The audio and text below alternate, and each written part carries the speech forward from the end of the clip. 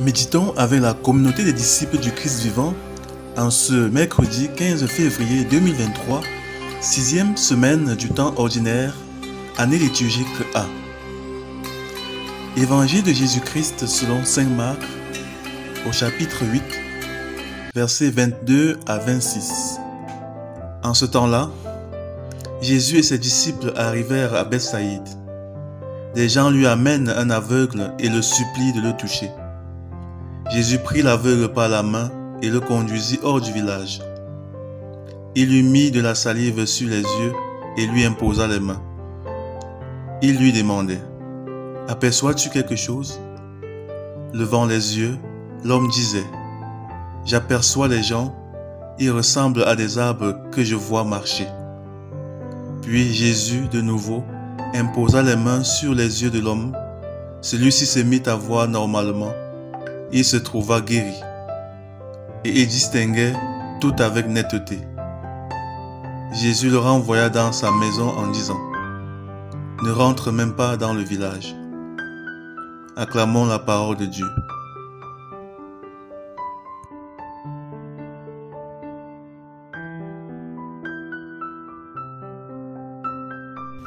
Méditation. Frères et sœurs dans le Seigneur Jésus-Christ, disons à notre Dieu toute notre reconnaissance pour ce nouveau jour.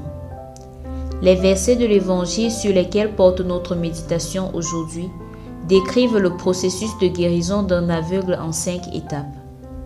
D'abord, des gens l'amènent à Jésus pour qu'il le touche et le guérisse.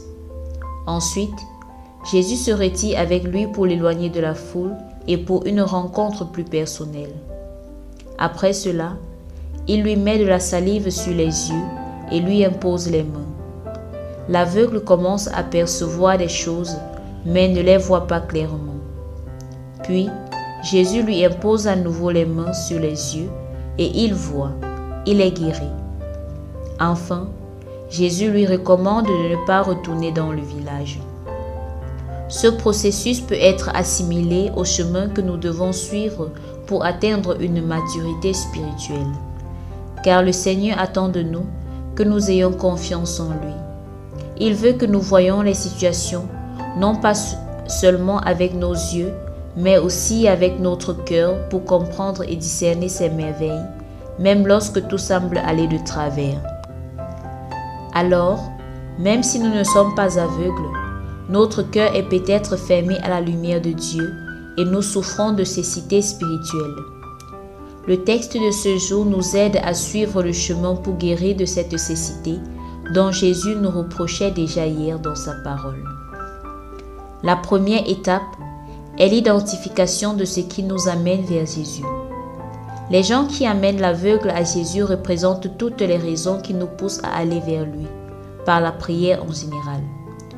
Peut-être est-ce parce que nous avons besoin de guérison, de stabilité financière, d'une maison, d'un travail, d'une promotion, de mariage, d'enfants, de paix et de tranquillité ou autre chose. La deuxième étape, c'est le tête-à-tête avec Jésus, lorsqu'il parvient à nous éloigner de toutes ces préoccupations. C'est dans cette rencontre personnelle et intime avec lui, sans aucune interférence extérieure, que commence la guérison. Donc, si nous refusons de lâcher prise, nous resterons toujours à l'étape où Jésus se tient devant nous, mais nous ne l'écoutons pas et ne pouvons pas le voir car notre cœur est occupé par nos soucis. À l'étape 3, il nous touche pour la première fois. Nous pouvons l'apercevoir. Même si la vue est floue, nous voyons déjà les choses avec un œil nouveau, de façon différente. Nous commençons à avoir une vue partielle de ce qui est le Christ, de son amour pour nous, de sa mission. Ici, comme l'aveugle, nous pouvons être ouverts au changement et à la nouvelle vie qui s'offre à nous. Car il n'a pas été effrayé par ces choses qu'il voyait et qui étaient nouvelles pour lui. Ainsi donc, le risque à cette étape serait pour nous de prendre peur, de refuser de changer ou de penser que nous n'avons pas besoin d'en savoir plus et de nous arrêter à mi-chemin. C'est ce qui se passe lorsque nous avons une connaissance superficielle de la parole de Dieu et des exigences de la vie chrétienne. car notre vue étant partielle, nous ne comprenons pas encore que Jésus est là, qu'il marche devant nous et est présent à chaque bout de chemin pour nous relever quand nous tombons, nous fortifier quand nous sommes faibles. L'étape 4, c'est celle où Jésus nous touche pour la deuxième fois et nous donne une vue plus claire. Nous sommes guéris. Nous pouvons voir les choses avec les yeux de la foi et nous comprenons que nos soucis ne sont qu'un grain de poussière dans l'immensité de l'amour de Dieu pour nous. Nous pouvons clairement voir Jésus qui se tient à nos côtés. Et enfin, après être guéris, la dernière étape consiste à ne plus retourner dans le passé, dans nos anciennes habitudes qui nous remplissent de soucis et qui peuvent à nouveau nous plonger dans les ténèbres de l'ignorance ou de l'oubli des bienfaits de Dieu. Alors aujourd'hui je m'interroge, suis-je spirituellement mature? À quelle étape de ma conversion est-ce que je me situe? Qu'est-ce qui me pousse à chercher Jésus au quotidien? Est-ce que je m'accroche à mes préoccupations lorsqu'il essaie de me les faire oublier pour m'aider à voir l'essentiel? Est-ce que dans mon itinéraire à sa suite, il m'arrive de me contenter de peu et de me dire que je n'ai pas besoin de plus ou de limiter mes capacités? Prions.